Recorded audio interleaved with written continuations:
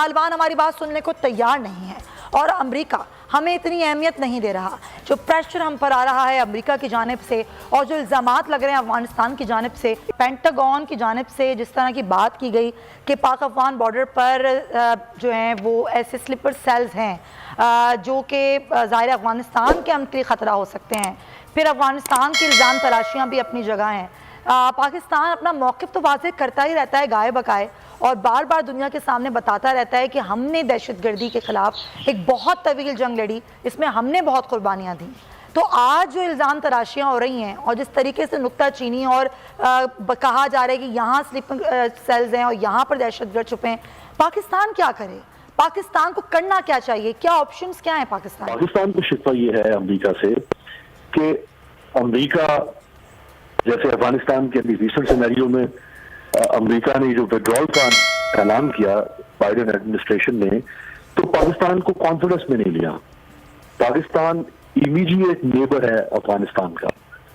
अफगानिस्तान में जो कुछ हुआ उसकी सारी रिपरकशंस पाकिस्तान ने भुगती 20 सालों के अंदर। 30 लाख से ज्यादा मुहाजिरीन हमने यहाँ बिठा कर रखे हुए हैं। वो तो 20 साल से पहले से हैं, वो तो उस जमाने से ना उन मुहाजिरीन को तो हमारे यहाँ बैठे हुए 40 साल हो चुके हैं।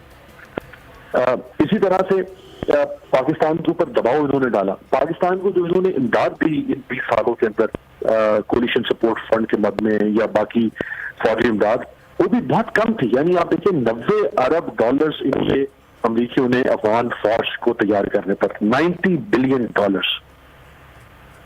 पाकिस्तान को कितनी इमदाद मिली होगी इन 20 सालों में?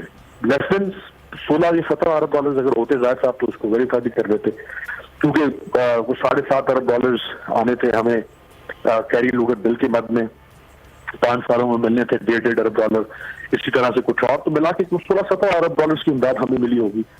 90 अरब डॉलर इन्होंने सिर्फ अफगान फौज पर। और पाकिस्तान जिसने सब कुछ भुगता, पाकिस्तान जो तालिबान को भी ये मुज़ाकरात की मेज पर लेकर आया, पाकिस्तान जिसने आपके लिए वहां पे आज राजस्थान को आपने 15-16 अरब डॉलर दिए 20 सालों में और हमारा 120-25 अरब डॉलर का नुकसान करवाया आप लोगों ने। ये एडवेंचर तो आपने किया ना, ये हमारा एडवेंचर तो नहीं था। अफगानिस्तान में जो कुछ हुआ ये आपका एडवेंचर था। और ये वो दरअसल शिकवे हैं पाकिस्तान के अंदर मौजूद है, अंडर करंट्स। ये तो मैंने सिर्फ आपको ये रिसेंट पास्ट की बात करूं, इससे पीछे अगर आप चले जाएं तो कश्मीर के ऊपर पाकिस्तान का एक स्टांस है कि अगर अमेरिका चाहे, वो इतनी बड़ी ताकत है, अगर वो चाहे तो वो भारत की कनपट्टी पे लगा के और उसको प्राइम मिनिस्टर ने जब इमरान खान साहब ने जब अमेरिका का दौरा किया डोनाल्ड ट्रंप के जमाने में, उन्होंने ये बात ट्रंप को कहीं समझाई ये बात कि भाई तुम एक वाहिद आलमी ताकत हो जिसकी बात अमेरिका सुन सकता है। चीन की बात तो वो नहीं सुनूंगा, रूस की बात तो वो नहीं सुनूंगा, एक पुरानी पार्टनरशिप चल रही है। तो सिर्फ अमेरिका था जो बिठा सकता था कश्मीर के मसले को हल करने के लिए, लेकिन अमेरिका ने कोई किरदार अदा नहीं किया। तो ये वो दरअसल कुछ हिपोक्रेसी नहीं है अमेरिका की, कुछ सर्वमेहरी रही है पाकिस्तान के हवाले से, जिसमें पाकिस्तान को शिकवा है। और वो शिकवा बिल्कुल वजह है, मेरा ख्याल वो एक वजह है कि जो आपको अवामी सतह पर नजर आती है। नहीं तो इस पर काम नहीं करना चाहिए? अगर एक हिपोक्रेसी है और आप बात भी कर रहे हैं, नैरेटिव को अपने बता भी रहे हैं, लेकिन एक मुल्क ऐसा है जो सिर्फ अपनी जो है वो चलाता है और आपकी बात नहीं सुनता है, पॉलिसी को तब्दील करने के साथ साथ अपने नैरेटिव को एक मजबूत तरीके से पूरी दुनिया के सामने रखने की ज़रूरत नहीं है। यहाँ पर हम कहीं ना कहीं कोई कमज़ोरी नहीं दिखाते कि हम कहीं सुस्त हो जाते हैं।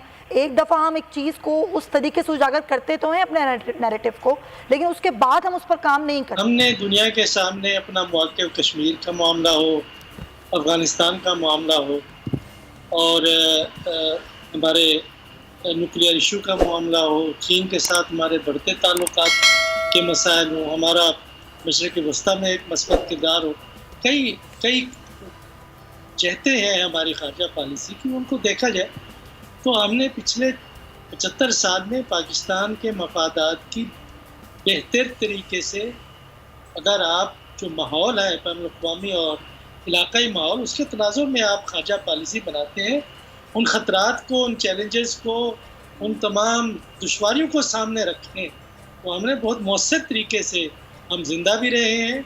एक एटमी ताकत इस्लामी ममालिक में पहली मरतबा बने हैं, बल्कि सारे तरक्की पज़ीर ममालिक में, اقتصادی ترقی بھی کی ہے، ہم نے سب کچھ کیا ہے. کہ یہ کہنا کہ کچھ نہیں ہوا، کچھ نہیں کر سکتے، ہمارے امریکہ کے ساتھ بہترین تعلقات رہے ہیں. کہ وہ زمانہ بھی آپ دیکھیں کہ جب روس افغانستان میں جنگ کر رہا تھا تو اس وقت کون ایسولیٹڈ تھا؟ ہندوستان ایسولیٹڈ تھا. وہ اقوام متحدہ میں جب کوئی ووٹ ڈالا جاتا تھا، لیڈرشپ کس کے پاس تھی؟ وہ پاکستان کے پاس تھی.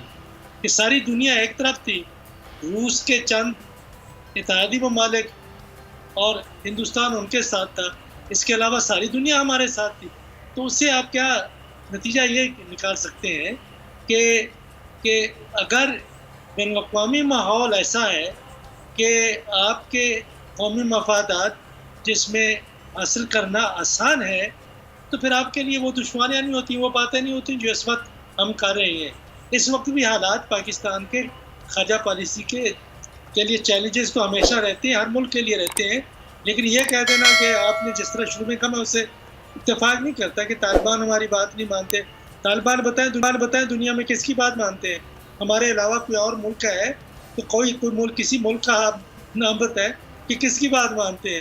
کہ ہمارے تعلقات امریکہ کے ساتھ اچھے نہیں ہیں. بے شمار ممالک ہیں جن کے امریکہ کے ساتھ تعلقات اچھے نہیں ہیں، چین کے بھی نہیں ہیں، روس کے بھی نہیں ہیں، ایران کے بھی نہیں ہیں. کیا وہ مر گئے ہیں؟ ہمارے تعلقات تو بہترین ہیں. افغانستان کے حوالے سے مشکلات ضرور رہی ہیں، یہ ان کے لیے بھی مشکلات تھیں اور ہمارے لیے بھی مشکلات تھیں. اس لیے کہ وہ جو جنگ جیت رہے تھے، لڑ رہے تھے وہاں پہ، شروع میں ہم نے بتا دیا تھا کہ یہ جنگ آپ جیت نہیں سکتے طالبان سے بات کریں.